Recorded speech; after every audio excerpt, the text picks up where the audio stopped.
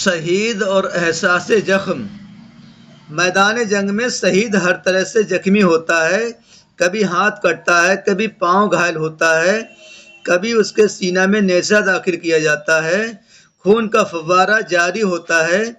کبھی گردن کٹ کر الگ ہو جاتی ہے اور شہید خون میں نہا کر زمین پر گر جاتا ہے، جس سے بظاہر یہ معلوم ہوتا ہے کہ اس کو بعزت ہوتی ہے، لیکن حقیقت یہ ہے کہ اس کو بہت معمولی سی تکلیف ہوتی ہے اور اسے ان زخموں کا پورا احساس بھی نہیں ہوتا۔ منبر صادق نبی اکرم صلی اللہ تعالی علیہ وسلم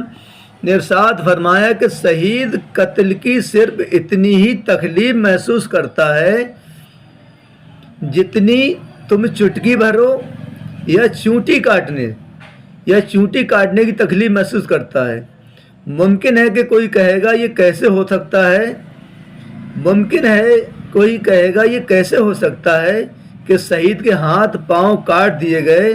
اور اس کی گردن جدا کر دی گئی، مگر اس کو صرف اتنی تکلیف ہوتی ہے جتنی چونٹی بھرنے سے یا چٹی کے کاٹنے سے۔ تو اس شبہ کو دور کرنے کے لیے اس کے لیے جواب یہ ہے کہ شہید سے وہ شہید حق مراد ہے جس کے دل میں اللہ اور اس کے رسول کی محبت اس درجہ کو پیدا ہو گئی ہو کہ اس کا دل چاہتا ہے کہ ایک نہیں بلکہ کروڑوں جانیں ہوں تو میں سب کو اپنے محبوب پر قربان کر دوں۔ اعلیٰ حضرت عظیم البرکت فرماتے ہیں کہ کروں کیا تیرے نام پر جاں فدا، بس ایک جاں دو جہاں فدا، دو جہاں سے بھی نہیں جی بھرا، کروں کیا تم پہ کروڑوں جہاں نہیں۔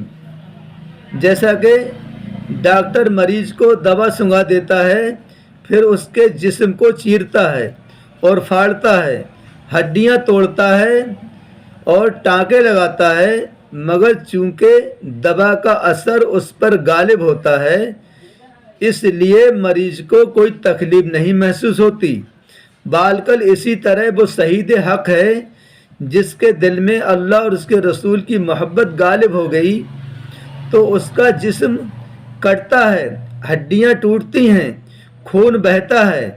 اور گردن جدا ہوتی ہے، مگر اسے تکلیف کا احساس نہیں ہوتا۔ اس پر ایک حکایت ہے مصر کی عورتوں کی۔ مصر شریف کی گھر کی عورتوں نے جب زلیخا کو حضرت یوسف علیہ السلام کی محبت پر ملامت کی اور طعنہ دیا تو زلیخا نے ان عورتوں کو بلایا، ان کے لیے دسترخوان بچھایا جس پر طرح طرح کے کھانے اور میوے چنے گئے۔ پھر زلیخا نے ان عورت کو پھل وغیرہ کاٹنے کے لیے ایک ایک چھری دی۔ حضرت یوسف علیہ السلام سے عرض کیا کہ آپ ان عورتوں کے سامنے آ جائیں۔ جب آپ تشریف لائے اور عورتوں نے ان کے جمال جہاں آرا کو دیکھا تو ان کے حسن نے عورتوں پر اتنا اثر کیا کہ بجائے لیموں کاٹنے کے انہوں نے اپنے اپنے ہاتھ کاٹ لیے اور خون بہنے لگا، مگر ان لوگوں کو ہاتھ کے کٹنے کا احساس نہیں ہوا۔ اسی لیے انہوں نے یہ نہیں کہا کہ ہائے ہم نے اپنے ہاتھ کاٹ لیے، بلکہ یہ کہا کہ یہ تو انسان ہی نہیں، یہ تو معزز فرشتہ ہے۔ اور جب حضرت یوسف علیہ السلام کے حسن کا عورتوں پر ایسا اثر ہوا کہ ان کو ہاتھ کاٹنے کی تکلیف کا احساس نہیں ہوا تو جناب احمد مصطفیٰ محمد مصطفیٰ صلی اللہ تعالی علیہ وسلم ایسا روشن تابناک تھا، ان کا چہرہ ایسا روشن تابناک تھا، بقول روایات حدیث آپ کے چہرے میں چاند و سورج تیرتے تھے، جس پر ان کے حسن و جمال کا اثر ہوتا ہے، ان کی محبت کا غلبہ ہوتا ہے،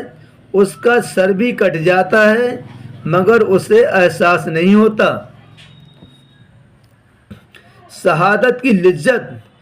دنیا کی بے شمار نعمتوں سے انسان لطف و عزت حاصل کرتا ہے، کسی نعمت کو کھاتا ہے، کسی کو پیتا ہے اور کسی کو سونگھتا ہے،